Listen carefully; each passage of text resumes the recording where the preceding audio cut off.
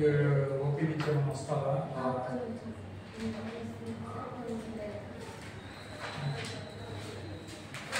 ఏమేమి చేస్తారు ఎక్సర్సైజ్? ఇక్కడ ఎక్సర్సైజెస్ ఏమేమి చేయిస్తారు?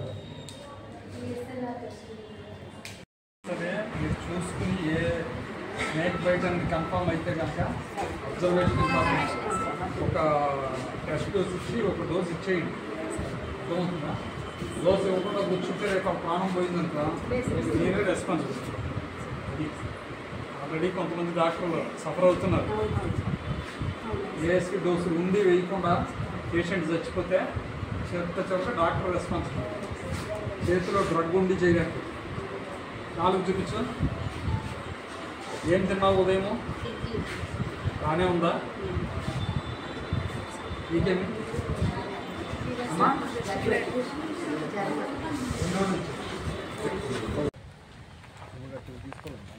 శానిటేషన్ సూపర్వైజర్ ఎవరు?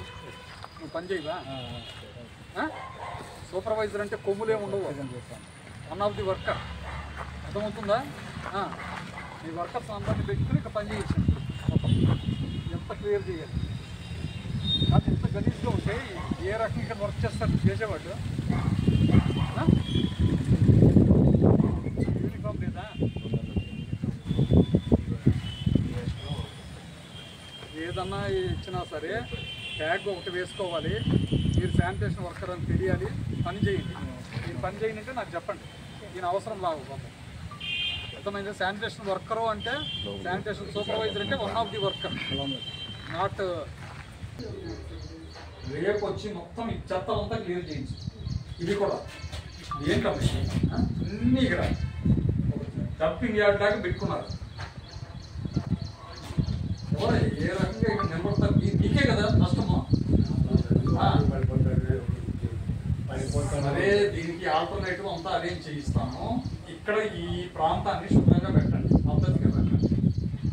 ఒక ఎమ్మెల్యే వస్తారు, ఒక మంత్రి వస్తారు, ఎవరో చూడటానికి వస్తారు. ఇంత అసైన్మెంట్ ఎవరు వస్తారు మీకు? శుభ్రంగా క్లీన్ చేయించింది. నార్మల్ డెలివరీ చేస్తారు. అవసరం అంటే మీకు ఆపరేషన్ కూడా చేస్తారు ఇక్కడే, సిజేరియన్ ఆపరేషన్. మళ్ళా పిల్లల ఆపరేషన్ కూడా చేస్తారు ట్యూబెక్టమీ రెగ్యులర్గా. ఇవన్నీ ఇక్కడ చేయించుకోవాలి. మీరు ఊరికి అక్కడిక్కడికి పోతారంటే కాదు.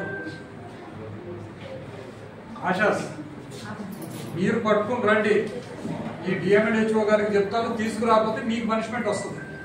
అర్థమైందా? పేషెంట్ వెళ్ళిపోయారు అంటే తీసుకొచ్చి చూపించాల్సిన బాధ్యత మీది. ఒక్కసారి పేషెంట్ అడ్మిట్ అయితే డెలివరీ అయ్యే వరకు జాగ్రత్తగా చూసుకుని ఆ పేషెంట్ ఇంటి దగ్గర ఫాలో అప్ చేయాలి.